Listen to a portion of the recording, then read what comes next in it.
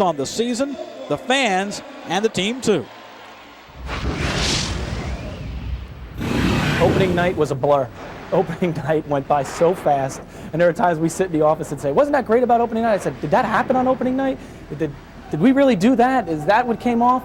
And when you look back on it, and it just went by so fast.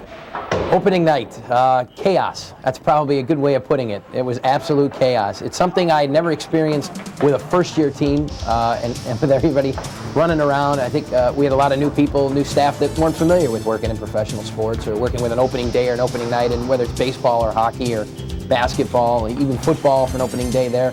So it was utter chaos. I think it's probably the best way to describe it. I've never opened a brand new building. And the fact that we won the hockey game, that's the biggest memory, and getting a standing ovation as we went off the ice. I think when you package those three elements, a win, a brand new building, and 8,000 and some odd screaming fans, and it made for a tremendous memory. Opening night, fireworks, a home win for our fans the first night, standing ovation. So I think, again, an overwhelming welcome to Mercer County Arena and in the Trenton area for our fans.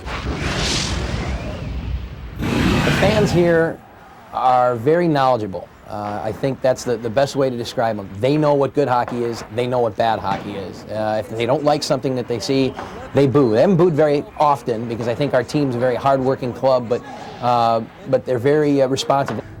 You don't survive in the East Coast Hockey League or any sports market if you're not able to draw fans into the building. I think the home crowds have probably been instrumental in getting 3 or 4 home wins for us that we perhaps would not have had otherwise, just with their enthusiasm and their backing of the team. So, that's something that not every team has going for them, so they're very much like a seventh man for us, if you will. We have a group of people sit up right above the Amtrak tunnel behind the player bench, and they have a sign for every single guy. We could sign a guy this morning. They'll come tonight with a sign made up of their number and their little saying in it.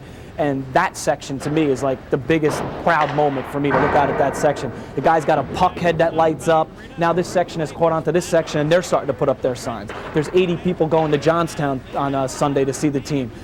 Before the team leaves on a bus trip, there's people showing up with baskets of food for them to go. I think our fans have been great. It's an honor for me to be the first, head coach here, and maybe somewhere down the line there'll be a story in old Coach Cassidy. Do you remember Coach Cassidy, the first coach of the Titans? And I hope there is, because I've enjoyed myself here, and hopefully there'll be many more good years here. And unfortunately, the coaching business, it's a very big merry-go-round, so you never know where you're going to get on and off. But I've enjoyed every day here, and but it's been easy for me to enjoy it in this building and this environment, and with a pretty good hockey club. As long as I'm with the organization, as long as the organization's here, we'll have great moments in history and going further in the future, but there will never be a first. I mean, this has been a very, very special year. I'm very proud of our first year. I think we've accomplished everything we wanted to accomplish. I think our players have accomplished everything they wanted to accomplish. I do look forward to future years, but I think there's never going to be another first. I mean, your first is your first, and this has been special.